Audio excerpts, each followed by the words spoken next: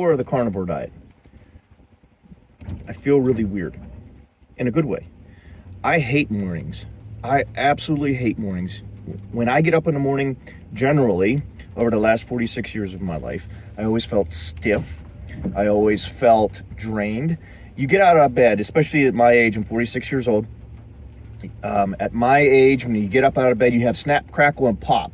They're your best friends as you're getting up out of bed. And you older guys out there, you know exactly what I'm talking about. I always have a problem with my right hip and my right shoulder. My hip feels a lot better. The pain there's still some pain there, but I was able to sleep on my right side last night. So something is going on with that, and it's commonly reported among those people who are on the carnivore diet that joint pain is significantly reduced. I'm starting to observe that. I can't be sure yet. It's only day 4. One other thing, and as I was doing some research, and I watched a presentation by Dr. Paul Mason from the University of Sydney.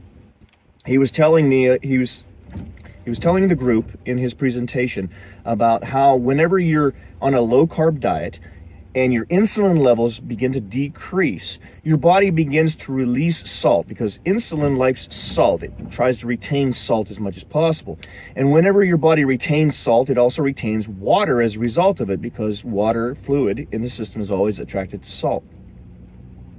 So the interesting thing about that is, now that I'm on day 4, my insulin levels should be going down. I have no blood tests or anything to show that. I'm not going to the doctors every 5 days and paying that amount of money.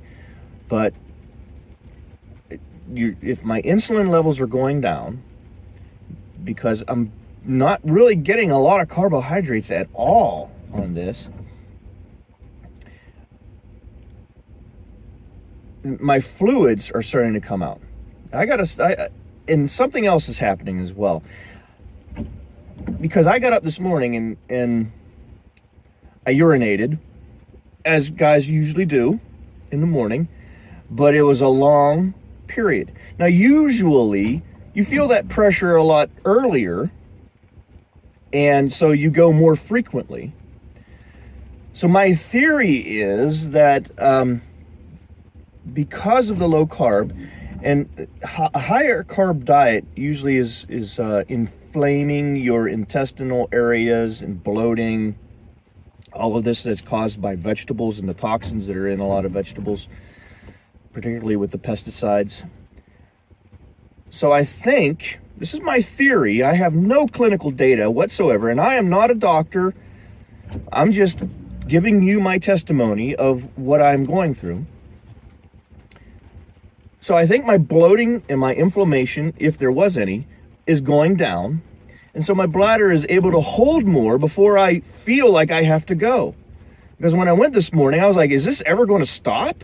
But I didn't really feel like I had to go. I went out of habit.